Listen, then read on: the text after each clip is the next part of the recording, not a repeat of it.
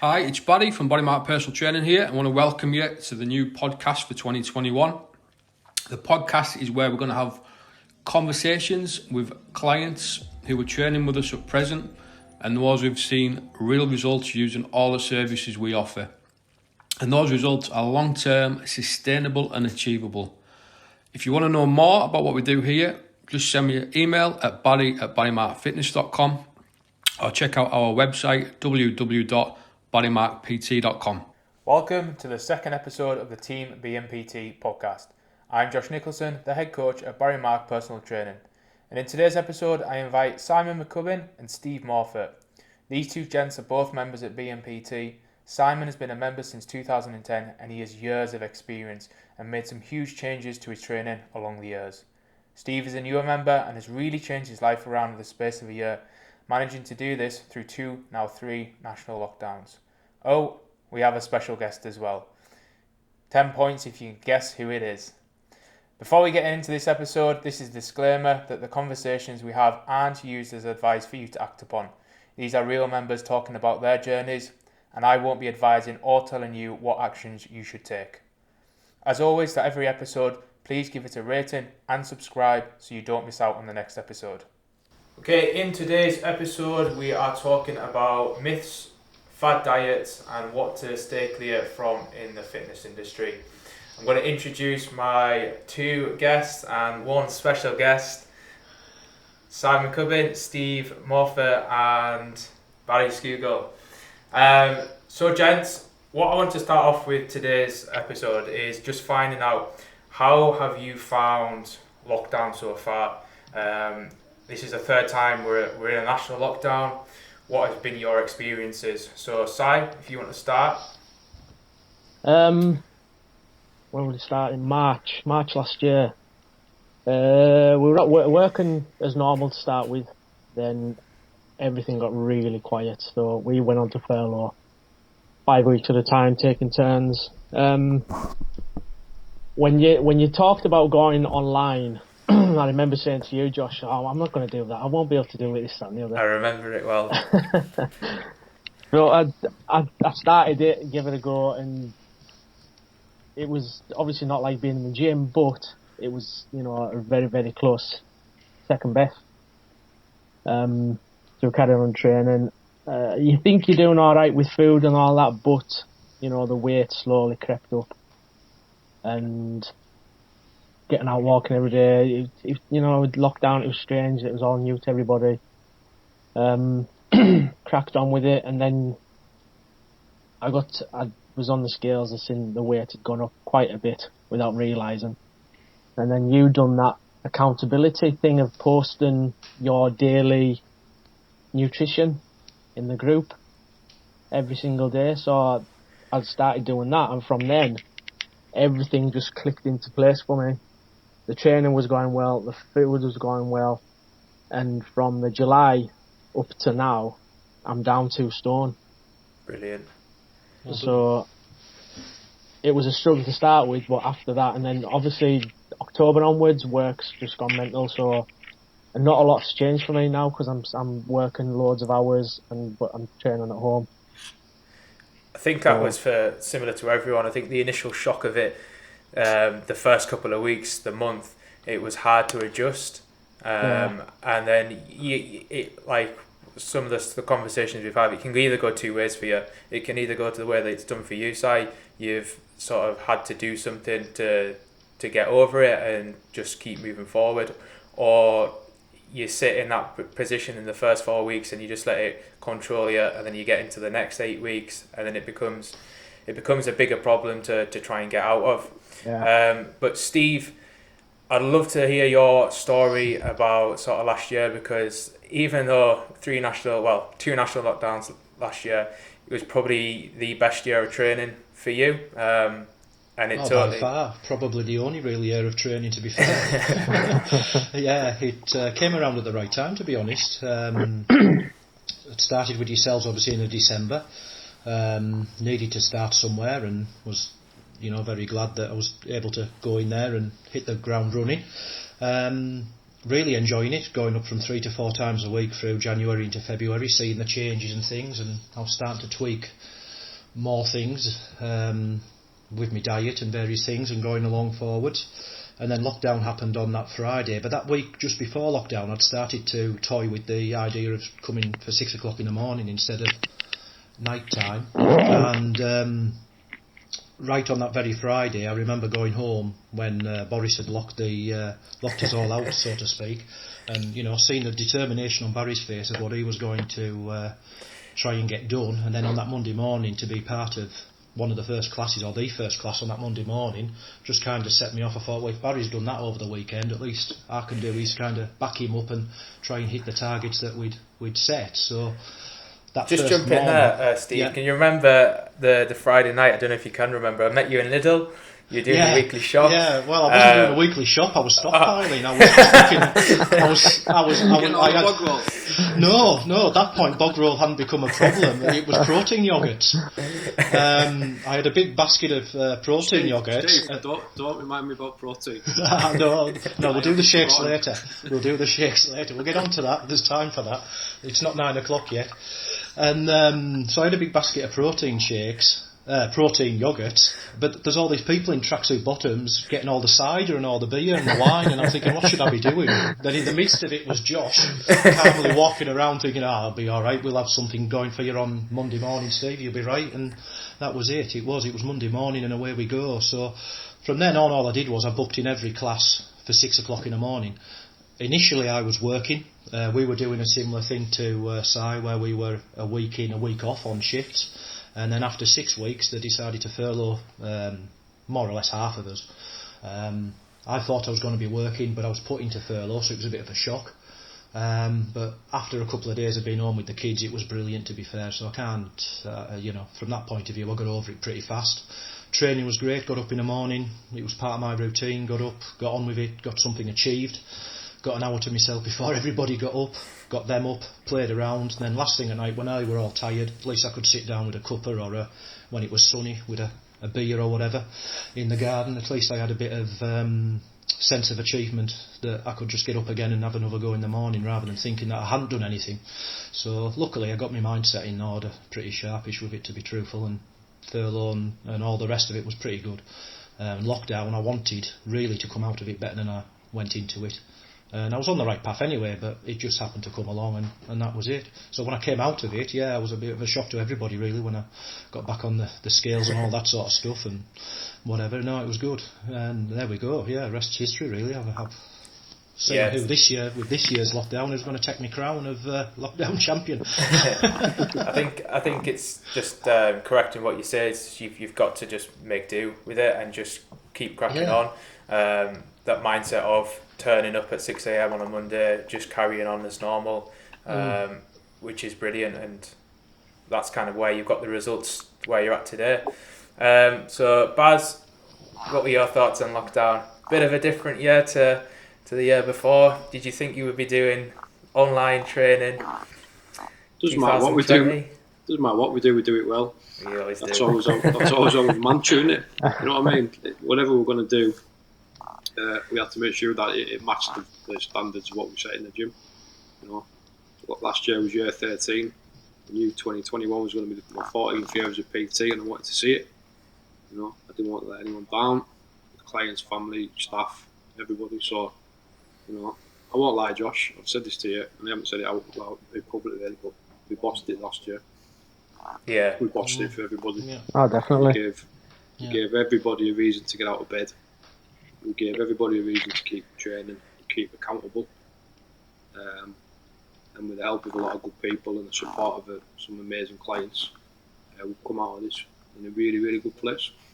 So, we couldn't have done it without the likes of Steve and Si, and the staff who bought into it, as you well know. So yeah, it was good. Yeah, I think it's really shown when tough times are around. Sort of the BMPT family did all come together to see so many people still training through their own homes.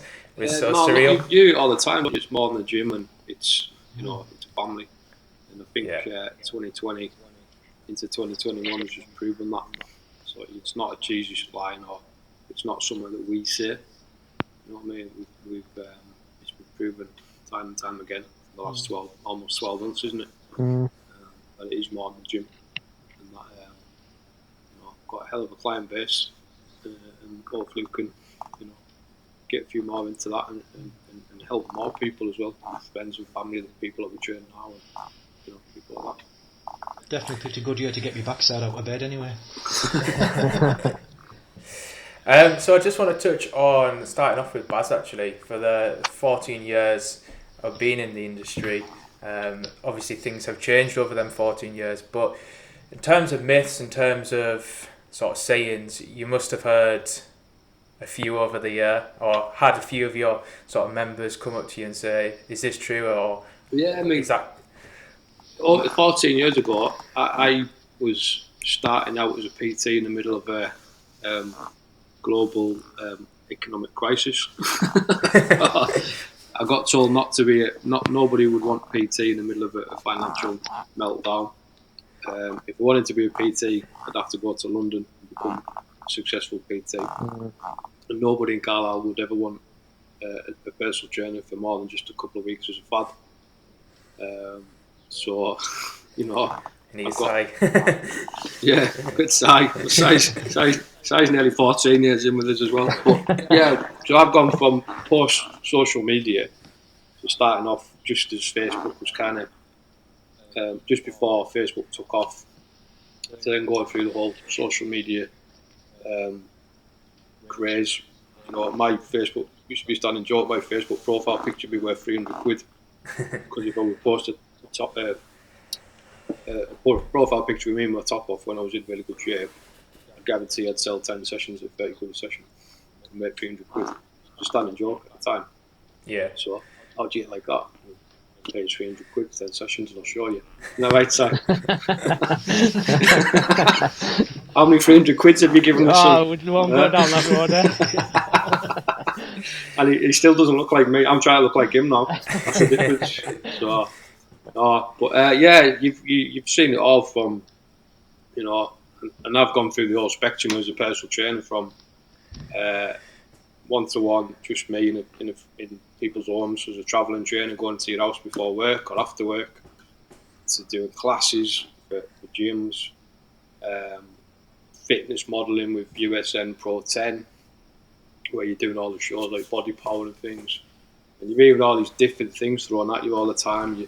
You're picking up all these totally mixed messages. When I was walking on at 5% body fat and ripped to the bone, I thought that was like fit. Yeah. It was actually not. It was unhealthy. I weighed and measured every single thing that I put in my mouth. I woke up at 2 or 3 in the morning with my phone alarm set to have a protein shake. Yeah. You wouldn't see me without a plastic box. Now looking back, yes, I was in incredible shape, but I didn't have a life. I didn't have a social life. I didn't do anything. All I did was eat, sleep, train, clients, train myself. It was mental. It's really that good for you. It's the chicken and broccoli rice diet. Oh, well, yeah, almost. I wasn't that bad. I wasn't some bodybuilder that was. But I literally didn't put much rubbish in my body. But I liked how I looked and I liked how I felt, and I wanted to be aspirational for my clients. I wanted them to look at me and go, wow, I could look like him. But I started training loads of ladies. They didn't want to look like me. Do you know what I mean? So I kind of learned over time. It was in the early days. It was all about me and how I looked, and I soon realised. I wanted to be a personal trainer with longevity and make it my livelihood and my career as I have done. That it was about the clients. So my messaging and my learning and my education as a PT started evolving pretty quickly from the early days, and sending out a different message.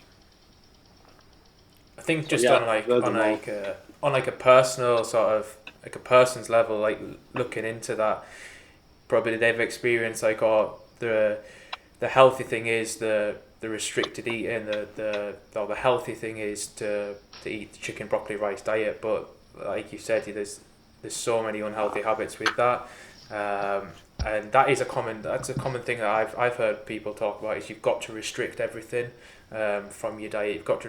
You can't do this, you can't eat that, and it's so far wrong from where it actually is.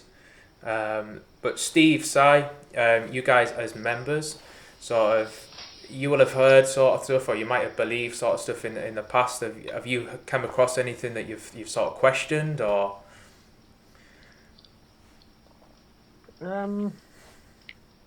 Food. Well, yeah, food like the chicken and veg. You've got to eat chicken and veg every single day. That's it. Boring. Chicken and veg. 6 meals a day. You've got to do this. You've got to do that. That's just boring. And I kind of, yeah. Well, so you still got your first plan with us, eh? Well, we'll go into diets later on, more detail there, but you try it a little bit, but it just gets so boring. It's like, screw this, I'm not doing this anymore. And then pizza. Well, yeah, you do. You go back to eating the food that you like, and it's just a vicious circle. You go back to it again and eating chicken and veg. Yeah, I thought in the early days it was simple. You say, right, this is what you should be eating. There's a menu. There's some food ideas. Crack on. And I didn't even really think about why they were eating and why they couldn't eat healthy. I ate healthy. Look at me. So you should be eating healthy, and then you look like me. I didn't even look at the other factors that I now know about, and that we're now looking to, like, habits, mindset, willpower, all that kind of stuff. But back in the days, it was like, just have a protein shake, have your dinner.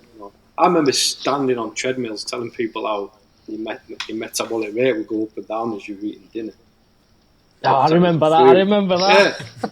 And like that was me at the time. That's what we learned on our courses and all these things. And have your breakfast, you boost your metabolic rate. Breakfast is the most important meal, and it kickstarts your metabolism. And it's all bollocks, isn't it? It is. So, but you learn this over time. People say to me, why do you always change? Because the minute you stop changing, you stop evolving as a PT, you get left behind. But some of these trainers, around are still preaching that crap because they haven't learned. You know what I mean? They haven't educated themselves to educate the clients. So you've got to learn all the time. I cringe at some of the stuff I've looked back on from 12 years ago. You know what I mean? But being made to eat avocado. Oh God! I can't. Was that me? It was you, Sorry. Steve, what about yourself? Have you come across anything you've? Oh well, you get to hear about all the diets. I've never actually done any. I would always revert to comfort and what I kind of enjoyed, and probably too much of it. That's why last year when I came, I knew I couldn't go straight into changing or doing anything major. No pun intended, but couldn't come straight in after Christmas and go cold turkey. It just wasn't going to work because that would have lasted a few weeks and I'd have gone back. So I just slowly but surely cut certain things out. Just cut things out that I knew shouldn't be doing. Made less trips to go and buy stuff. Made sure I took more stuff. Made more use of me work time at work, where I do get set times for meal times at work. So I decided to structure me eating through the day with me lunch that I took, or me dinner I took, to go out less and to take more with me, better prepared, and slowly reduce what I was eating to a better calorie level. So eventually came into a deficit rather than just eating for the sake of it really, and snacking for the sake of it. And slowly but surely got into some sort of rhythm to where I'm now. I don't eat the same things every day because again that would turn me back the other way where I'd want too much of the other. It's just a good mixture, a lot of healthy stuff, but the odd bit of fun and whatever else really. Yeah, it's that kind of thing.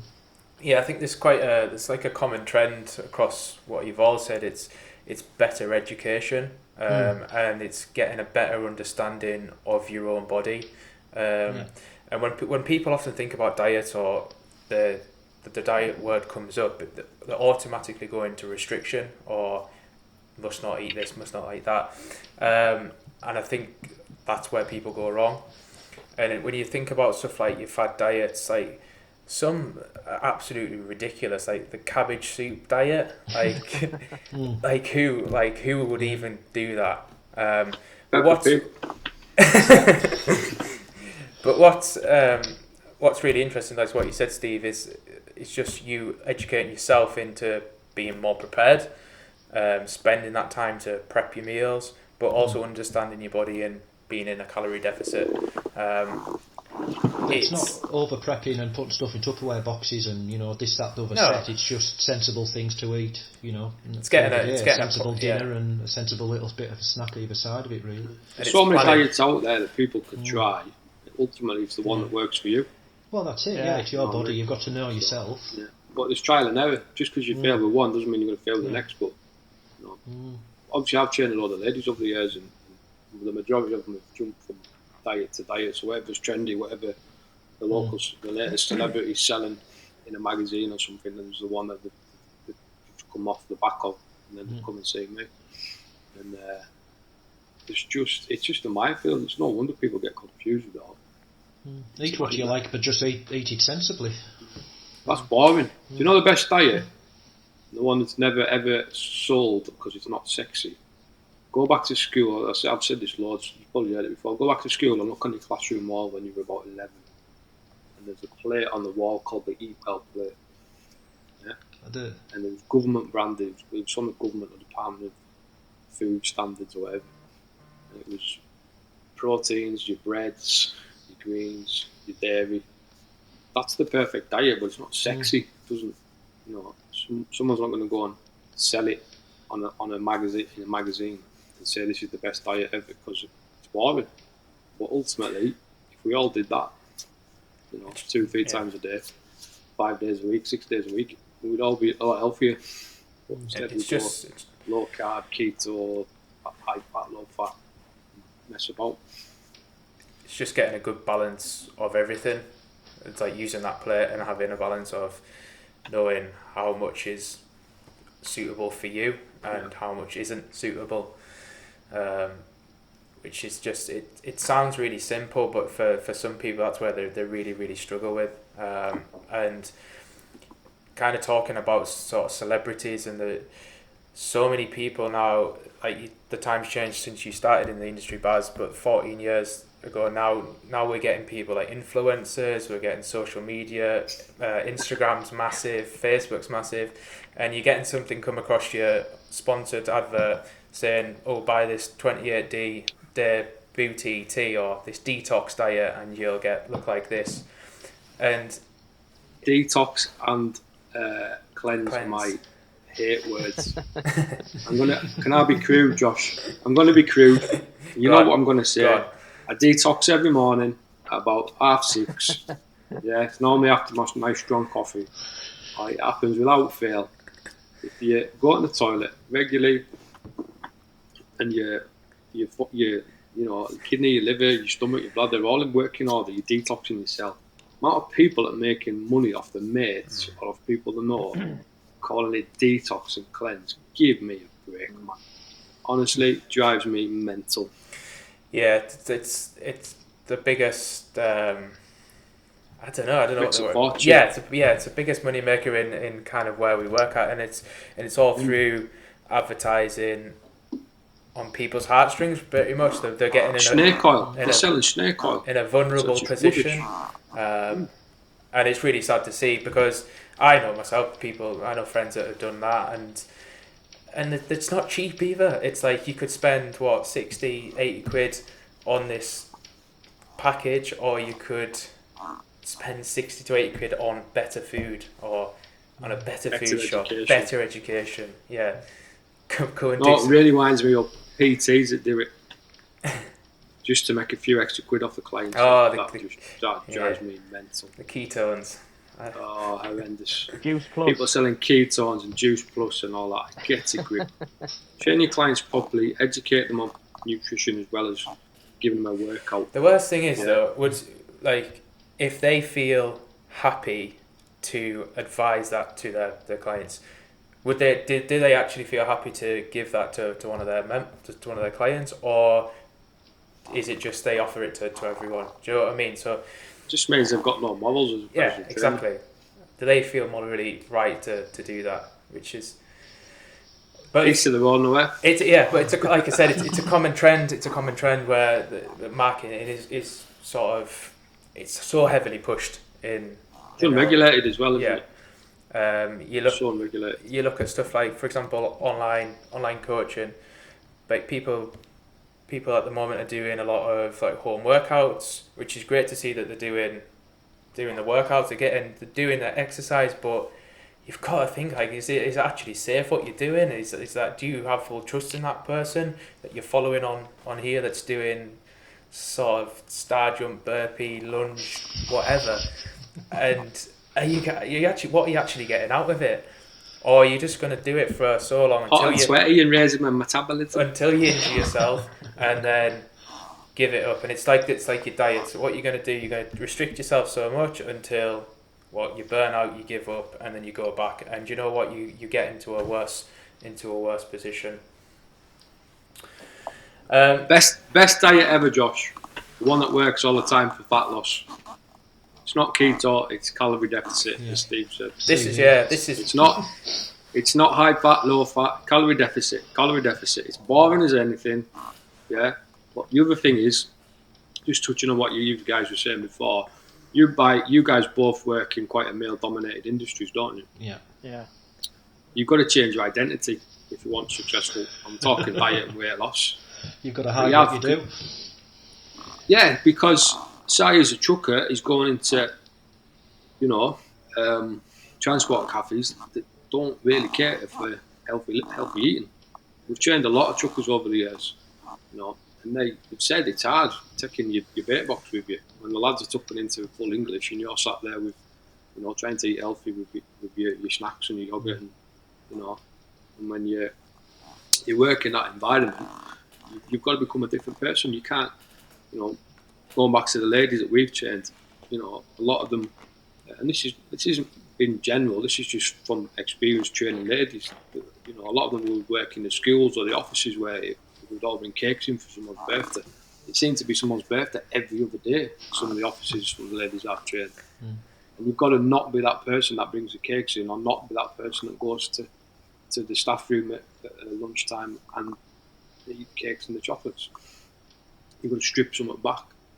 You know what I mean? You've got to change the identity you are as a person if you want to be successful in your diet or your food adventure that you're looking at doing. Definitely. It's strange. It's tough. It's not easy either. Yeah, and you don't want a reputation as a secret shaker either, do you? So. Well, I don't know. I don't know what that is. I don't know if that's code for something or. But talking about sort of, I'm going to let Steve tell you that one later. I don't think it's quite 9 o'clock yet, is it? Maybe just now. It is. It's just gone. 2 minutes past 9. So Steve, good job. It's a podcast, Steve. Yeah, I know. Just wanted to touch on sort of your journey because, like last year has been, like you said, your best year, and you've made so many changes. So talk us through sort of what changes you've done, sort of maybe some of the barriers that you've sort of been in place for you. Well, the first big barrier was starting, which was about November 19, was when I kind of got in touch with Barry through a Facebook ad, and Barry replied pretty quick. We got a bit of a crack going, and then next thing you know, come Christmas time, I'm through and having my first session. And once I got over that, and once I got over recovery from Rachel, sort of getting me to squat and do all sorts of various things that I hadn't done for a long time, I kind of got a sense early on in the first sessions that it was a place to, it was going to be right for me, because it was bespoke, it was going to be looking after me as a group of people, but, individually, if that makes any sense at all. And then, we moved in and once and got in through lockdown and things. Barriers-wise, I suppose time by time, my body, what I found when I've sort of lost weight before is it hits shelves where it sits for a few weeks, a month, and then there's a bit of a drop, and then every time I maybe have to come up with something slightly different to get it to drop again, or to get it to move, or to do whatever. Not that I'm bossed by the scales, but it's just a good indicator as to what's going on, really. So first of all was changing my diet. Then once we got into the lockdown and things, I thought, well, what else can I do? So I started tracking food. That was really good. That was really handy. It took me a little bit, because I think you sit there tracking your food with a bit of guilt by everything you're putting on. But then again, that's a bit self-education, and also, I suppose, It's awareness, Steve. It is. It's awareness and accountability, and growing up and putting your big boy pants on and saying, well, yeah, I have had that today. Well, did you need it? Probably not. Well, come on then, let's knock it on the head for tomorrow, and you move on. And before you know, you've educated yourself on what food's actually a bit better for you than you should be eating, and what you shouldn't be. And it was quite surprising, really. So it's interesting watching that journey unfold as to what I don't eat anymore, like cheese and things. Those have kind of disappeared. Well, I was born and bred on cheddar cheese, so it's quite bizarre to not have those in the fridge anymore.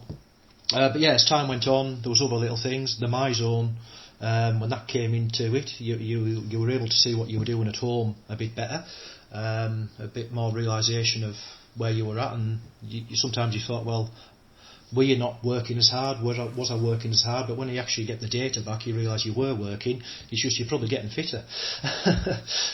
Pennies need to drop sometimes, and you do need to step back and have a look at the bigger picture, and MyZone's helped with that. I bought a set of scales as well at the time, and I didn't go religiously or tie myself down to the scales.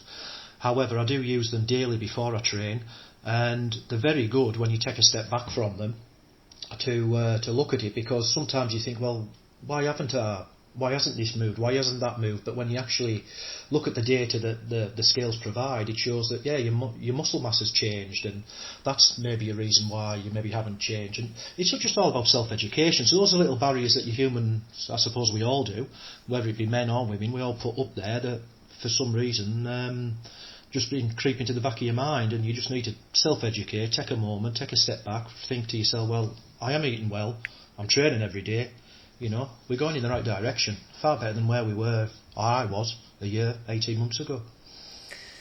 Yeah, the last week before Christmas, was it? Yeah. We do, like, obviously your success strategy sessions, and you had that with Baz. How did that help, sort of, obviously unknown that you're going to go into lockdown, but how did that help sort of keep moving forward? Well, definitely, yeah. I hadn't really, apart from the odd phone call and the odd thing here, I hadn't really spoke about. So it was just to have a good sit down and a good half an hour. It gets you. Not that I was wandering away from any kind of ideas of anything, but it's good to get that back up and that.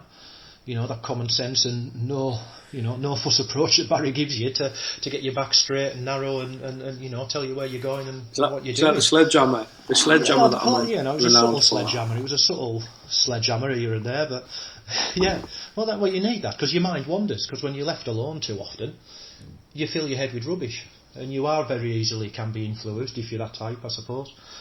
Media influences and the rest of it, we're all part of media. You can wander off your mind somewhere else, but now and again you just need to be told, well, Steve, this time last year when you came through the door, I think you said, I was 118 kilos when I set off with you, and I was 94 just before Christmas, so 20-something kilos. It's not only that, no, as we talked about when you come into the office, you were totally different. Yeah, personality in the gym, weren't you? Yeah, definitely. Oh, definitely. Yeah, I was nervous and I suppose shy with it all. I suppose, and obviously be body conscious. As simple as that. You have to face facts. Going to work every day and thinking these trousers are a bit tight. So I went to Asda to buy a new pair of work pants, as glamorous as it sounds, and I was going to be buying a pair of like 42, 44 inch pants, just ridiculous, and I thought, no, I need to do something about this. The doctors had already said earlier that year that blood pressure and various cholesterol and various things were, could easily be cured with medication, but I'd be on medication for life. So I thought, well, no, there's a better way than that, and I'm glad I chose the other way, really. So much so I bought a pair of Levi's before Christmas in 34-inch waist. So simple things, Right. I can only get them on one leg, but it counts, Class. Yeah, we'll try and get them on this Christmas, Steve. Well, that's right. Yeah, definitely. Yeah, I'm looking forward for a party. I think that was my only negative last year. There wasn't a party. I had to sit in my room, drinking cans of San Miguel on a Zoom party. But it was shaking your protein shaker. No, well, yes. I've got to get a reputation now, aren't I? Yeah, you shaker. It's the face I pull when I'm doing it. That's the problem. A little bit. Last year was a really good year for you, Si, as well.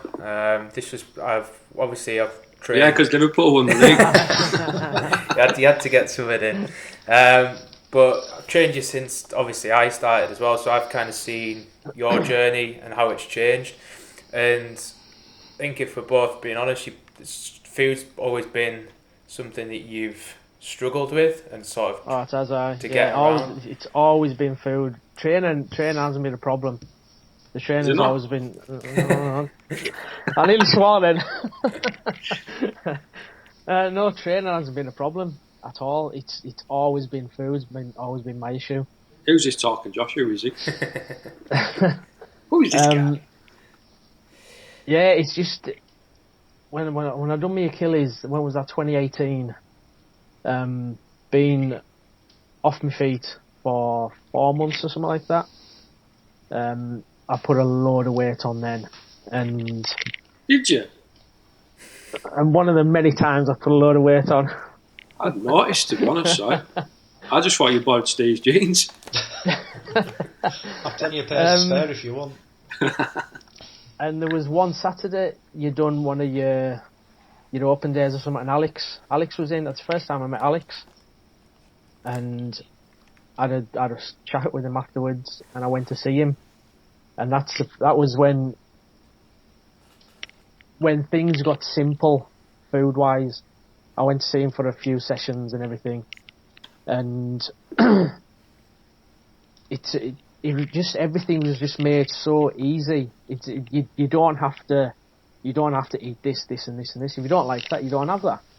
If you want to have a sandwich for your dinner at work, then you make a sandwich for dinner at work. If you want to eat that, then you buy that from Tesco, ready made with some veg or whatever, and you're still under your calories. You're still hitting your target. I used to track all the time, but also do your macros. And you're trying to get your protein right. That's not right. So add on to there to get your protein up, but your calories are going up. I used to spend an hour just trying to sort my food out and your macros every night, and it got to a point where and then it got to the weekend. Well, yeah, that's another thing. You go to the weekend and you go mental. Mate, you don't have to though. I know that now, but I used to religiously. Like you can track Monday to Thursday, but what you track Friday, Saturday, Sunday is really, really important because it's almost half a week as well. Out Monday to Friday, I tracked. and then lost track Saturday, Sunday. Yeah, I did in a big style, and it used to screw up everything I'd done the week before. But that used to drive me mental, size, especially when we were training each other all the time. Oh no! Because I knew how hard you worked through the week, but then the minute the keys got put down and you got home, it all went to shit, didn't it? Oh, weekend it did. It was ingrained in my head. Right, you've done so well Monday to Friday. Let yourself go on a weekend, but I let myself go to the extremes. Yeah, but going back to the macros, it got to the point where screw this, I'm not doing this anymore. I can't. It's just too much hassle. So then when I went to see Alex, as I say, I just made things simple. So I have 2 meals a day because that works for me. I don't eat breakfast. I have my dinner at work, which is always a sandwich. Same thing every day because I like sandwiches. And it's always something different on an evening.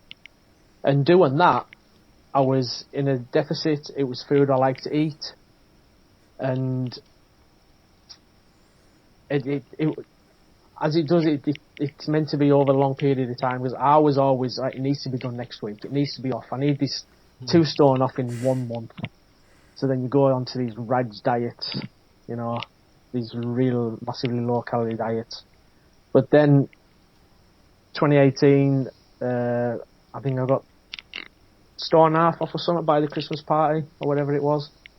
But then it slowly, started to unravel a little bit. I knew everything I had to do, but it was getting it all linked in together to work together properly, constantly, which is what happened last July when you've done that thing that we mentioned earlier, Josh, with the posting your your calories. Everything just clicked in. And since I started seeing Alex back then, my mindset changed with everything as well. It just, all the old habits just kind of died out. So the weekends aren't mental anymore. I stand and think about, do I need that? Do I want that? You know, I kind of think so I don't get it. More mindful. Oh yeah, definitely. Think about stuff instead of just, right, it's a weekend, I'm going to go and get that, I'm going to get that, I'm going to get that. Yes, everything changed from 3 years ago to now. Totally different. Mindset's totally different. And so from last July, everything was just rolling, clicking away. Everything's working properly. I think that goes back to what one of the first things we said was about your education. So, for example, what you were doing with your macros, like a lot of people do that, and a lot of people don't get results because it is too hard for them. It's something that they haven't actually deserved the right to do yet. So you need to do something a little bit easier, like you said, a little bit more simple, where it could just be, right, I'm going to take a picture of my food every day. At the end of the week, I'm going to look back at my week and I'm going to score it out of 5 per day.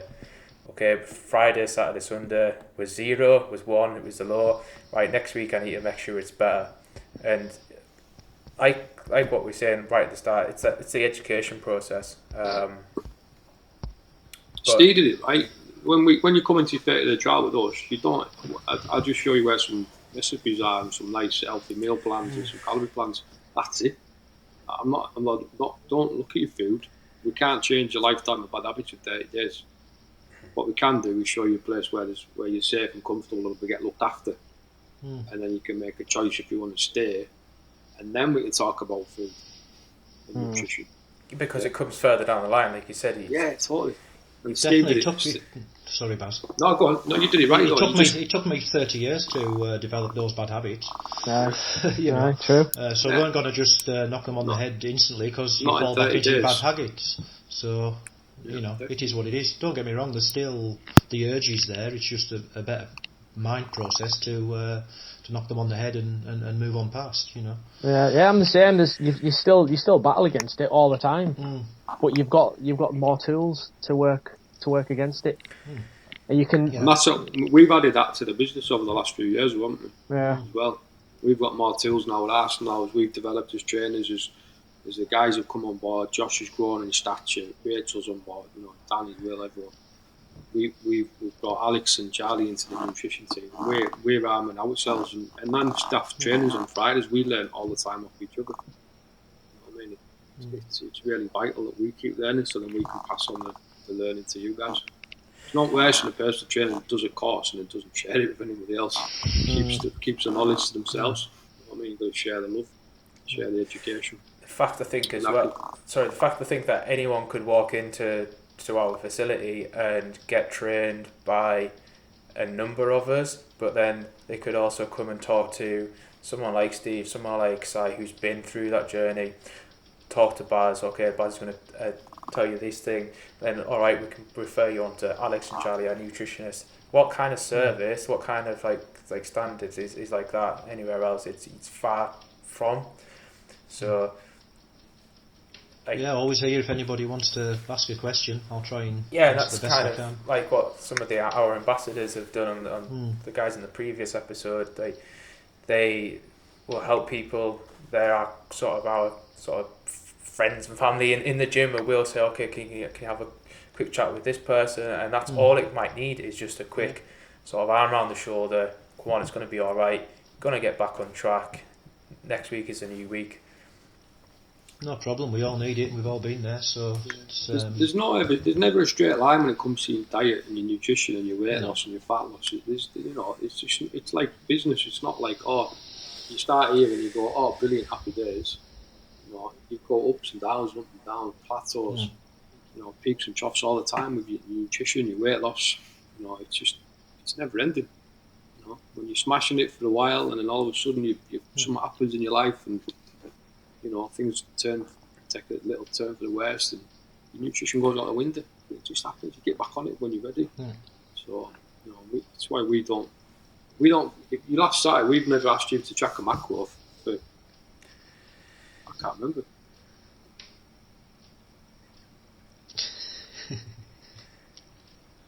I think as well, it's people's expectations when they start something. Their expectations are far too high. It's like kind of what Si was saying. I want to lose 2 stone. I want to do it overnight, and then that's when people go into they find themselves on a computer. Oh, how to lose weight fast, and then something pops up. Do this thing for 6 weeks, and you'll lose X amount. Yeah. What is it? The how to get a flat stomach's got 196,000 options on YouTube. Oh, yeah, you can go and find 196,000 ways to get a flat stomach. I bet none of them say get a calorie deficit. Eat this reindeer ball, suck on this snake tongue. Yeah, but calorie deficit would be right 195,999. Put less in, take more out. Yeah, but if it was that simple, I wouldn't have a job, and me and Josh wouldn't be sat here. Yeah, well, fair enough. Steve, it should be. Yeah. It really should be. It is when you strip it down to what it is. It's there's so many things get lost in the fuzz, don't they? That's why, like the James Smith, you probably all have heard of him. How much money he's made of it. But you think of him, it's just a calorie deficit. That's all he says. Now, like Dad says, if it was that simple, like everyone would be. There's so much more that comes. Ripped to the tits. Yeah, slim. There's so much more that comes involved with it. I think we could go on for hours. Like I said, we could probably go on for hours with this topic. Oh, I've made a list of diets and everything. Go on then. We just need a bar and some pints. Go on then, Si. Go on, Si. It is with your diets. I'll tell you what. I'll be surprised from what you know I've been on. Right, Weight Watchers, Slimming World. Hang on, we could make a new episode on these. Right. Weight Watchers or Slimming World. Pay someone a £5 to get stood in front of a group of your peers. Yeah. And embarrassed. Now, I've trained so many people that have done Slimming World and Weight Watchers. They starve themselves for 2 or 3 days before they go to get weighed. When they leave the community centre, the hall, or wherever it is, they go straight to the chippy, they go straight to McDonald's, and they eat loads of food for the next 2 or 3 days because they've starved themselves for 2 or 3 days. Is that healthy? Had the best summing up, didn't he? Pretty much. Well, now it's cool and trendy in WW or apps. We've got an app. It's trendy now, isn't it? Some lads at work did the Atkins once, and in the morning it just stunk of fried food, and in the afternoon it stunk of the other end. It was just atrocious. So that lasted about 3 weeks. Yeah, I didn't do that one very long. Have you heard of Ally? Ally tablet. Ally tablets was it's meant to stop you eating. Just in the 90s. Well, no. What'd you do? Shove them up your ass? No, you had these tablets. It was meant to stop you from eating fatty food because if you ate fatty food, it deposited the fatty food out of your orifice. Aye. So that could be. Did you do that? I did. When you were training with me? I can't remember when that was. You kept that quiet. Well, obviously I knew you then, but that's, I think. Give us the next one. Come on. Before I slap you through the computer. Lighter Life. Ugh. I've had trained loads of clients who've come off that. Rebounded. They've lost loads of weight, got really slim, started eating food again and just ballooned back to twice the size they were. I think.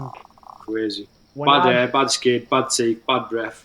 I think when I done Lighter Life, I was when I was training with you to do the rat race.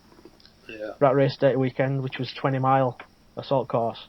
No wonder your training was shit then. Nearly swore. No energy. No oomph. Getting injured all the time. No, I'd like to say my training was spot on, and I went and done that 20-mile assault course. No bother. So proud of you. Well, I know.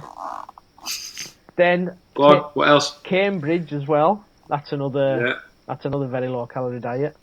Yeah. Oh, low calorie deficit might work that one for a while for someone. 500 or 600 calories a day. That was. I've even had hypnotherapy. That was an absolute waste of time. Sigh into my eyes. And go to sleep. I dabbled with the 5-2 diet as well. You dabbled? What, in just the 5 or the 2? Probably the 5. Is that a Sam Allardyce formation, 5-2? Only when he plays us. So I've done pretty much nearly everything, to be honest. Which was your favourite? None of them. None of them? None of them, no. Which one did you get the best results with, Si? Out of all of them, Cambridge, because it was actual... There was actually a bit of substance in it. Light to Life was just shakes. Cambridge had a bit of substance in it. But it was... And I was working nights at the time as well, driving on nights, which was even harder. It's just... Yeah. That's a whole different episode, people on shifts with food, isn't it, Josh? We get a lot of that. The shift workers now to get around the food and diet and stuff. That's the bonus podcast. We were talking before to Steve, saying like how difficult. I think like as a male, especially as a shift worker, like pride and ego takes place. So like what Baz was saying before, going into the bait room. Imagine going into a bait room with your Tupperware box and someone just comes down and sits next to you with a full fry up. It's pretty tough. It's emotional. Having to go and microwave your cold veg and chicken. But you know the place that you're going to be compared to that guy. Oh yeah. Do you know? Yeah, you see that person is gonna be in a few. He doesn't know, but in a few years he's going to have to need to do something to act upon that. So he'll be the one. Was me. He'll be the one asking you for advice in a couple of years' time. Steve, how did you do that, mate? What were you doing there? It's amazing how many folk have asked me last year what to do and how to do and what to do and anything, and you know, by the time you've told them all, it's the penny does drop eventually with some of them. You know, it simply is putting less in and getting more out. It's like that with clients. So Steve, I could have talked to Side Blue in his face about stuff, but he wouldn't have listened until he was ready to listen. Well, that's it. You need to switch to flip. Yeah, sometimes it's a different voice. So he's listening. Alex's voices work for Si. Which is great. Yeah. You all find that glimmer of inspiration. Yeah, you need a different voice or just a different way of hearing it or a different way of saying it, and then someone drops. And that's like that for whether it's your training, your nutrition, your mindset, just anything really, isn't it? You need a short, sharp shock, and I got one when I'd been to a birthday party in November before I contacted you, and it was a fancy dress one, and I'd been through the town, spent a tenner in the charity shop, got the most comfiest Velcro loafers you've ever seen, and a load of old grandad gear, and went to this fancy dress party. Me and my brother sunk half a bottle of Morgan's between us. Beforehand? Through the night, thought we'd had a whale of a time. Staggered home, must have hit every curb on the way home, so I did a 5 mile walk on a 1 mile walk home. Brilliant. And then next morning woke up not feeling happy with myself, and then next thing my phone's pinging, so Facebook, pictures of me dressed up as this, whatever I was dressed up as, and I thought, that's not me, that wasn't me, that wasn't the guy that I thought looked in the mirror and walked out, and I was just, and that was one of the things. And that flipped the switch to look for something, and then obviously I saw your Facebook post and made that day was the day really. See you on the other side. Yeah, that was it. Yeah. I'll have to send you that picture. I think I'm brave enough now to send the picture of what tipped me over the edge really. But just be careful, it might appear in the next lookbook or something. I'm thinking that. Yeah, I might just have to refrain it a little bit. Be careful what you send us or what you say, because it can be used against you, can't it? Well, that's it. Yeah. But that's all. We all just need that switch flicked. Some of us more than others, and once it is, it's keeping you. That was a point of that video. That was a point of that live video last night. I think people needed a little flick switch for 1 or 2 for. Yeah. It wasn't aimed at the majority. It was aimed at just a small few who were struggling. Yeah, it's like you said, Steve, about the sledgehammer in the arm. Josh said about me. Don't sugar the pill, never have done. But sometimes you need it.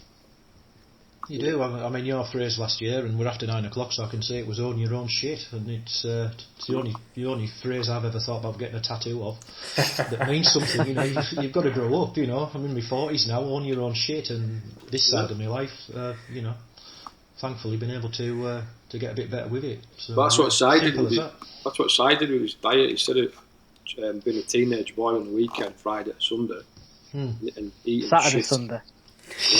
Friday night, Saturday night. He forgets I speak to his missus. You know, he started owning his own shit and eating like a grown up. How many times, Josh? How many times you heard it? I don't like veg. I don't eat veg. Yeah, I don't eat veg. Hang on, you're 43. What do you mean you don't eat veg? Yeah, it's when big people boy like now. water. Try it. Yeah. I hate water. he's got to have Vimto in his drink. Stick your head in a fish tank. You hate water. Behave yourself. Honestly, yeah, own your own shit. Grow up. Be a grown up. Try things that are different that might actually be good for you, and you might see your kids grow up and your grandkids. You know what I mean? Oh, that's another episode, Josh. Don't bring me on as a guest again. This is the Josh show. Steve was worrying about tangenting off last week, weren't you, when I was messaging you? Well, yeah. I thought, what, you know, is it going live? That was my no, worry, but, this is a good thing about editing. It's conversations, and they do go off, and you can go down different places because that's what we want to try. And this needs to be conversational, doesn't it, Josh? That was your idea of it. So we might have a bit of a framework of what Josh is going to chat about, but bollocks. At the end of the day, it's just to get your guys' stories out there, which hopefully can relate back to someone that's listening, and potentially going through sort of a similar stage to your journey as well. And it might just, like you said, Steve, Si, might just flick that switch for them to prompt, to do something. And I hope it does. Yeah, honestly. And that's not necessarily anything to do with us. That's just them trying to get that 1% better each day. Thank you, Steve, Si, and Baz, for that episode. Hopefully, listeners at home, you will have received a little bit more knowledge about some of the areas and some of the topics, which then might help you stay that little bit more accountable through your fitness journey. Don't forget to rate and subscribe to the channel. Our next episode will be coming out in the first week of March. The topic of the conversation is all about motivation and how to stay motivated. If you're interested in anything that we do here at Barry Mark Personal Training, or you just want to ask us a few questions, then feel free to email at admin@barrymarkfitness.com, or you can check us out on any of our social media accounts. That's Facebook or Instagram.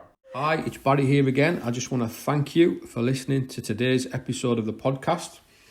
And as a special thanks, if you want to get access to all the Team BMPT ebook resources, then all you have to do is go to barrymarkpt.com/ebook gift, where you'll be able to download over 15 ebooks written by ourselves over the years, and I'm sure you'll find something in there that'll help you get the results that you deserve.